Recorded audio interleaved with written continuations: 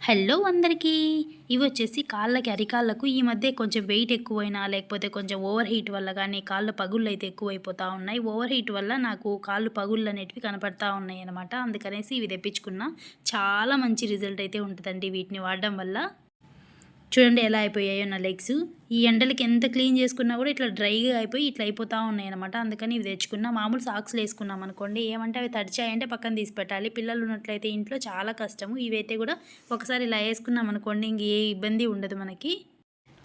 కంటిన్యూగా వేసుకోలేని వాళ్ళు just night పడుకునే ముందర ఒక హాఫ్ అన్ అవర్ పాటు ఇది వేసేసుకుంటే, లోషన్ పూసేసుకొని మనకి చాలా అంటే చాలా నీట్‌గా క్లియర్ అయిపోతాయి. ఇంత సాక్స్‌లు వేసుకోలేని వాళ్ళు ఇలాంటివైనా తెప్పించుకోవచ్చు. ఓన్లీ మెడలకి మాత్రమే ఉంటదనమాట ఇది.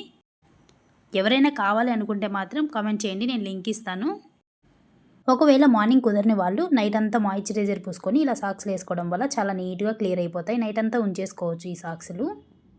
జస్ట్ నేను ఒకరోజు మాత్రమే వేసుకున్నా, ఒక 1 అవర్ అట్లా అంతే. చూడండి ఎంత నీట్‌గా వచ్చేసాయో. చాలా నీట్‌గా వస్తాయండి, నిజంగా చాలా మంచి రిజల్ట్ అయితే ఉంది.